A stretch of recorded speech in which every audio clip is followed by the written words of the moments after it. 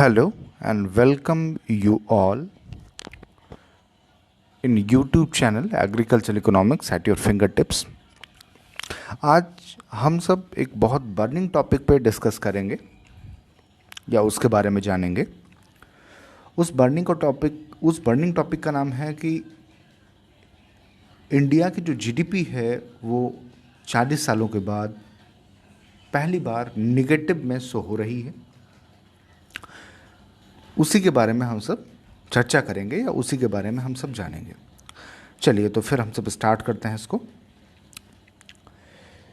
देखिए, इंडिया में जो जीडीपी का कैलकुलेशन है वो एक ऑर्गेनाइजेशन है जिसको बोलते हैं एनएसओ, नेशनल स्टैटिस्टिकल ऑर्गेनाइजेशन। उसके द्वारा वर्ष भर में, साल भर में 4 बार अनाउंस किया जाता है। ये क्वार्टरली बेसिस पे अनाउंस किया जाता है। तो ये पहले क्वार्टर के लिए जीडीपी का कैलकुलेशन है या जीडीपी का अनाउंसमेंट। पहले क्वार्टर में जैसा कि आपको दिख रहा होगा स्क्रीन पे Q1 FY1 21, पहले क्वार्टर के लिए एनएसओ की तरफ से जो इंडिया की जीडीपी बताई गई है वो नेगेटिव में है, -23.9% बताई गई है। हालांकि ये 40 वर्षों के बाद ये पहली ऐसी सिचुएशन है जिस सिचुएशन में इंडिया की जो जीडीपी है वो नेगेटिव में आई है। तो पहले तो ये जान लेते हैं कि 40 वर्षों में ऐसे कौन कौन से टाइम पे इंडिया की जीडीपी नेगेटिव रही। 40 वर्ष पहले इंडिया की जीडीपी 4 टाइम्स नेगेटिव रही है। आपकी स्क्रीन पे ये 4 इयर्स दिख रहे होंगे। जैसे 1957 टू 58 में -1.2% थी, 1965 टू 66 पे -3.7% थी, 1972 टू 73 में -0.3% थी, 1979 टू 80 में -5.2% थी। अब हम सब समझ लेते हैं कि जीडीपी का मतलब क्या होता है। देखिए, जीडीपी का मतलब ये होता है कि किसी भी कंट्री के अंदर किसी एक पर्टिकुलर ईयर में उस कंट्री की डोमेस्टिक बाउंड्री के अंदर सारे फाइनल गुड्स और सर्विसेज की जो टोटल मार्केट वैल्यू होती है, जो उस कंट्री के अंदर करंटली प्रोड्यूस होते हैं, उन्हीं के समेशन को हम सब जीडीपी या ग्रॉस डोमेस्टिक प्रोडक्ट बोलते हैं।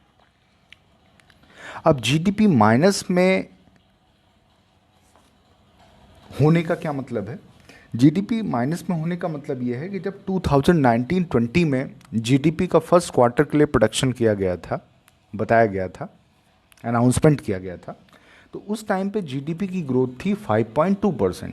तो इसका सीधा सा मतलब ये है कि उसके कंपेयर में -23.9% कम गुड्स को प्रोड्यूस किया गया है।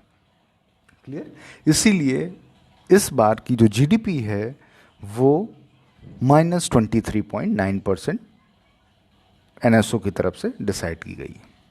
अब नेक्स्ट सबसे बात कर लेते हैं कि जीडीपी कैलकुलेशन के लिए कौन कौन से सेक्टर्स हैं जिनसे जीडीपी के कैलकुलेशन में जीडीपी के कैलकुलेशन से डेटा हम सब लेते हैं। एग्रीकल्चर सेक्टर है, माइनिंग सेक्टर है, टोटल 8 सेक्टर्स हैं, मैन्युफैक्चरिंग सेक्टर्स हैं, electricity, consumption, transport, financial services and public administration. Next सबसे बात करते हैं कि वो कौन कौन से अलग अलग सेक्टर्स हैं, उनकी ग्रोथ कैसी रही। तो इसमें सारे सेक्टर्स तो हमने इंक्लूड नहीं किए हैं, मेन सेक्टर्स को इंक्लूड किया है।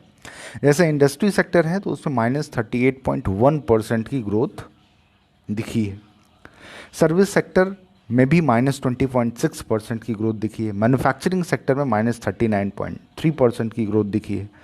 एग्रीकल्चर सेक्टर एक सिंगल ऐसा सेक्टर है जो ऐसी सिचुएशन में भी इस पे जो ग्रोथ दिखी है वो पॉजिटिव दिखी है। और ग्रोथ कितनी है? +3.4%। This is very important.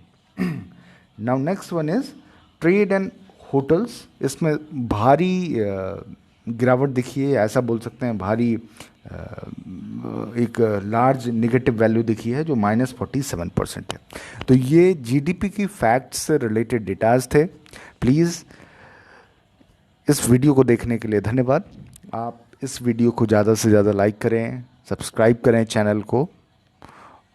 और thank you so much for watching the video. Thank you so much.